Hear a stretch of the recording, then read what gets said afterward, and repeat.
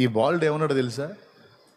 Sir వాడెంత పొడవు ఉన్నాడో, వాడెంత లావు ఉన్నాడో, వాడెంత ఎత్తరో, వాడెంత యుద్ధంలో నైపుణ్యం కలిగి ఉన్నాడో, వాడిది ఎన్ని సంవత్సరాల సీనియారిటీయో నేను ఎరగను. అవన్నీ నేను తెలుసుకోవాల్సిన అవసరం నాకు తెలియదు. నాకు అవసరం లేదు. వాడు ఏందో తెలుసుకోవాల్సిన అవసరం నాకు లేదు. నేను ఒకటి ఎరుగుదును, నేను నమ్మిన వాడు సర్వశక్తి గల దేవుడు.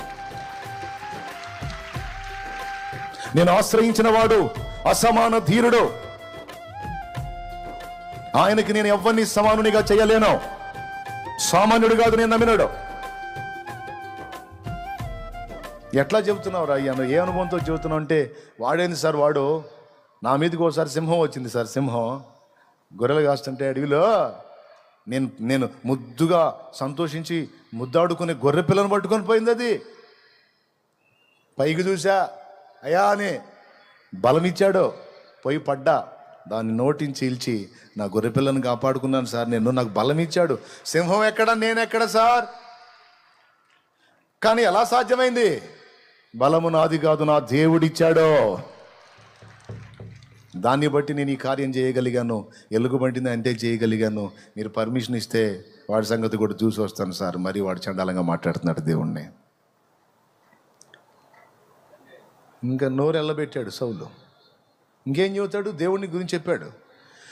నువ్వు దేవుని భక్తుడు అయి ఉండి దేవుని బలాన్ని, దేవుని ఘనతని, దేవుని గొప్పని, దేవుని మహిమని ఎతకుండా వరి వాడు మట్టి పురుగు, ఆ దేవుడు చేసిన ఒక బొమ్మ వాడు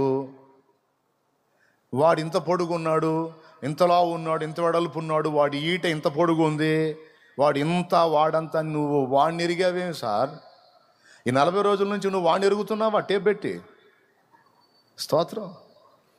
చెప్పేది, జనాలు సమస్యలను ఎరిగినంతగా పరిష్కారమునిచ్చే దేవుణ్ణి ఎరగరండి. అది ఇక్కడ ప్రాబ్లం. సమస్యలను ఎరిగినంతగా వాటికి పరిష్కారం ఇచ్చే దేవుని ఎరగలే.